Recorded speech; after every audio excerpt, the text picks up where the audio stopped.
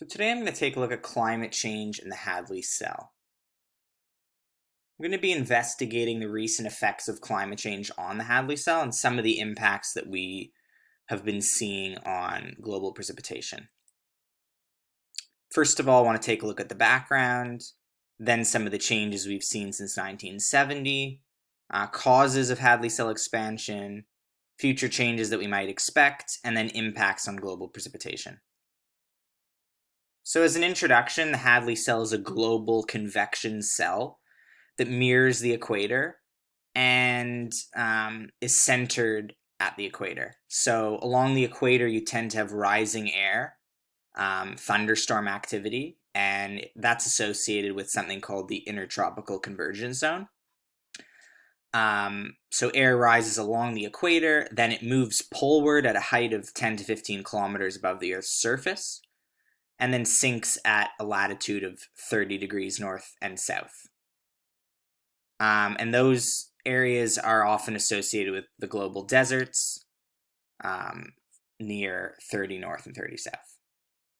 So the Hadley cell is a big factor when it comes to the global climate system. And this is just another view of the rising motion along the intertropical convergence zone, along the equator, the air moving poleward and then sinking at 30 degrees latitude. We can quantify Hadley cell width with several different methods, one of which is through the use of omega values. And omega is a term that's used to describe vertical velocity in the atmosphere, or the speed at which air is rising or sinking.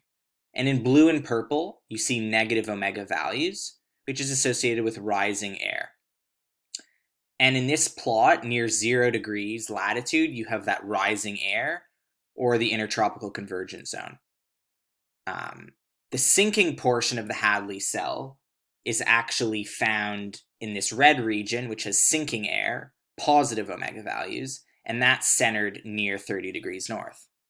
And you can quantify the width of the Hadley cell by looking at, okay, where's the air rising? It's near 5 degrees north. Where's the air sinking predominantly? Near 40 degrees north. You subtract the two, 40 minus 5. It's about 35 degrees in width, approximately, as a rough estimate. And then this plot is courtesy of Dr. Mike Ventris, and it's longitudinally averaged over the Atlantic Ocean. So it's giving you a sense of what's the average Hadley cell width over the Atlantic Ocean. And this is really important, being able to quantify width, because that helps us decipher trends in Hadley cell width as we go forward or back in time. We have seen an expansion since 1970s that's well documented in the literature. The tropical belt has been expanding poleward.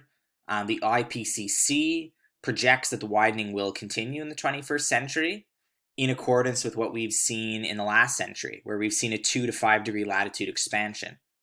The rate of widening is 0.5 degree to even up to 1 degree of latitude per decade since 1979. And the amount of widening in the southern hemisphere has been stronger than the northern hemisphere, particularly because stratospheric ozone in the southern hemisphere has been depleted.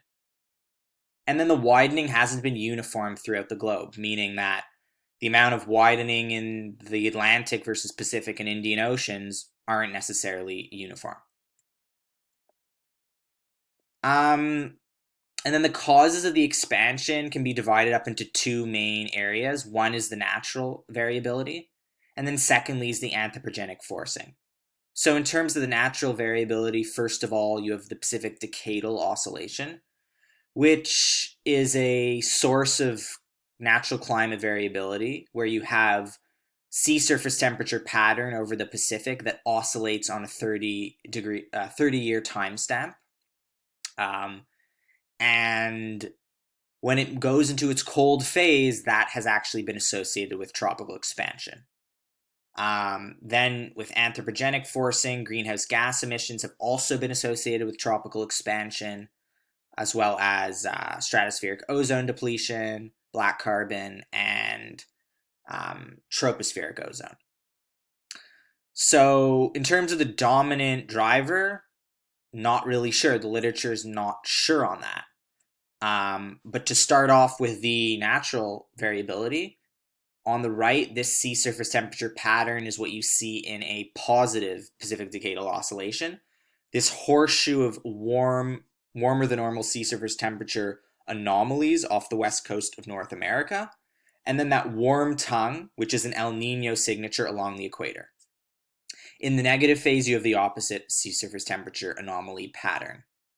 And at the bottom, you can really see that 30-year oscillation up, down, and down, where you have those negative anomalies between 1945 and 1975, positive phase between the late 70s and the year 2000, and then that cooler phase since about somewhere in the 1990s. And papers in 2015 and 2017 suggested that they concluded that the PDO phase change to negative can account for as much as 50% of the Hadley cell widening over Asia, contributed to much of the widening in both hemispheres. That's pretty significant finding. It's definitely something that should be considered and taken into account. Negative PDO events are also associated with more frequent La Niñas, which help expand the Hadley cell. And then something interesting to note is that greenhouse gas emissions decrease the frequency of La Niñas. So on that end, maybe more greenhouse gas emissions in a way. Obviously, greenhouse gas emissions act to expand the tropics, but at the same time, if there's less La Niñas in a warming planet, it may expand less than potentially we're expecting. So with La Niñas and El Niños, there were studies done that suggested that La Niñas contribute to widening of the tropics. And the reason for that is because there is a less of a temperature gradient between the tropics and the poles. So if you cool the equatorial Pacific, if it's running colder than normal, then suddenly there's less of a temperature gradient between the poles and the tropics. And if there's less of a temperature gradient, you tend to weaken the Hadley cell and broaden it out, widen it out. El Nino has the opposite. You have that warm tongue along the equator. You have more convection along the equator and a Hadley cell that's very strong, but it's narrower. And then in this same study in 2018, they actually mapped out the Hadley cells using something called mass stream function, which is very similar to omega. In blue, you have the rising motion, and in orange and red, you have sinking air, subsidence. And what they found was that in La Niñas, you had a wider Hadley cell. When you do a subtraction, the El Niños tend to have lower stream function values near 30 degrees north, which means that it's not as dry. It's wetter at these latitudes in El Niños, which means that the Hadley cell was contracted in those years. So that's the natural side of things. So negative Pacific Decadal Oscillation and La Niñas will help expand the Hadley cell, and they have been a major driver in expanding the Hadley cell since the 1970s. Since the 1990s, because the PDO has been in that cool phase since the 1990s. So that, on the one hand, is part of the puzzle that can help explain why we've been seeing a tropical expansion. But the other side of the coin is the greenhouse gas emissions. And so greenhouse gas emissions, it's well known that they warm the troposphere.